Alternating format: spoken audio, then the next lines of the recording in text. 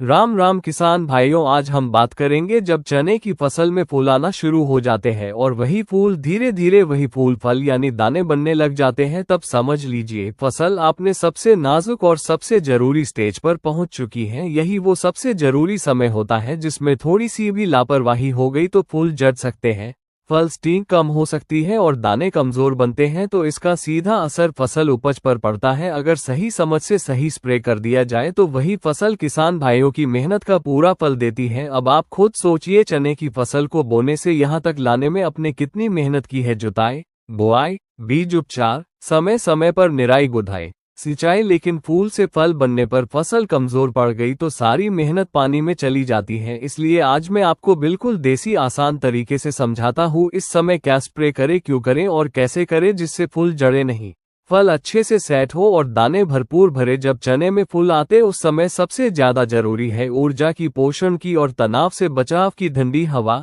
ज्यादा गर्मी, पाला, हल्की नमी या पानी की कमी, इन सभी कारणों से पौधा तनाव में आ जाता है और तनाव का पहला असर फूलों पर पड़ता है, फूल झड़ने लगते हैं। अक्सर किसान भाई ये तो जरूर कहते हैं फूल तो बहुत आए थे पर फल कम बने। असल कारण ये रहता है कि जिस टाइम पौधे को जो सहारा मिलना चाहिए था वो नहीं मिला। सबसे पहले बात करते हैं पोषण की। पोषक तत्वों की कमी सबसे छुपा हुआ कारण माना जाता है किसान साथियों।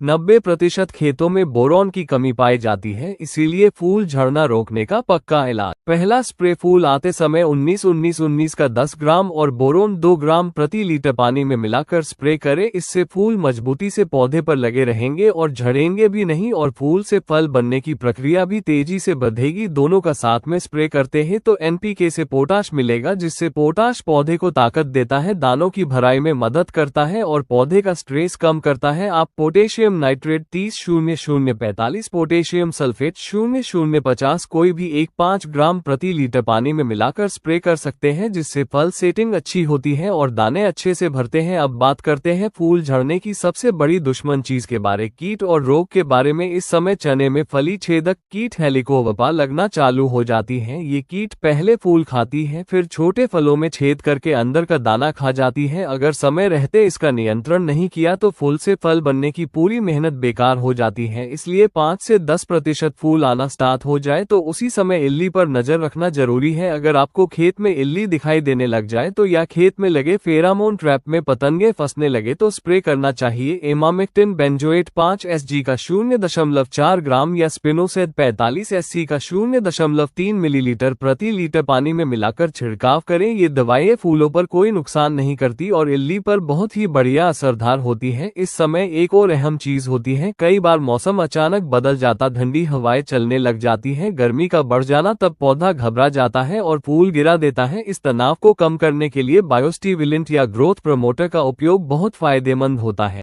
एमिनो एसिड 2 मिलीलीटर प्रति लीटर पानी में छिड़काव कर सकते हैं, जिससे पौधा तनाव को झेलने के लिए ताकत पाता है और फूल झड़ने से बच जाते हैं। और ध्यान रखने वाली एक बात और है, सिंचाई। फूल से फल बनने के समय खेत में बहुत अधिक सूखा हो या खेत में पानी भर जाए तो दोनों हालत में फूल जड़ने की समस्या आती है, इसलिए खेत में संतुलित सिंचाई जरूरी है। तथा बहुत सी बार फूल फफूंद जनित रोगों जैसे झुलसा या उखटा रोग का डर रहता है, तो इसके लिए कार्बेंडाजिम और मैंकोजेब का मिश्रण 2 ग्राम प्रति लीटर पानी में या अच्छा सा सिस्टमेटिक फंजिफाइड का छिड़काव जरूर करें, जिससे फल और फूल दोनों बढ़िया रहेंगे। किसान भाइयों ध्यान जरूर रखें कि स्प्रे दोपहर की तेज धूप में नहीं करें, या तो सुबह करें या फिर शाम के टाइम करें। स्प्रे में पानी हमेशा साफ लेना चाहिए तथा तेज हवा में भी स्प्रे नहीं करना चाहिए। और स्प्रे में हमेशा सभी प्रकार की दवाइयां नहीं मिलनी चाहिए, क्योंकि बहुत सारी दवाइयां एक साथ मिलने से रिएक्शन होता है। अगर आप पोषक तत्व और कीटनाशक को एक साथ मिलाना चाहते तो पहले किसी जानकार से सलाह जरूर ले या छोटा सा जार टेस्ट जरूर कर ले, नहीं तो अलग अलग स्प्रे करना सबसे ज्यादा सुरक्षित रहता है। इसलिए सही स्प्रे सही समय और सही तरीका अपनाएं। और एक बात बहुत ध्यान से समझ लीजिए, फूल से फल बनने के समय जो स्प्रे आपने किया है उसका असर तभी पूरा मिलेगा जब आपने सही तरीके इस्तेमाल किया होगा सही समय पर। तो किसान भाइयों, जानकारी अच्छी लगी हो तो वीडियो को लाइक जरूर करें और ऐसी ही खेती से जुड़ी जानकारी प्राप्त करने के लिए चैनल को सब्सक्राइब कर ले तथा कमेंट में जरूर बताइए कि आपकी तरफ चने की कौन सी वैरायटी लगाते हैं। धन्यवाद किसान भाइयों।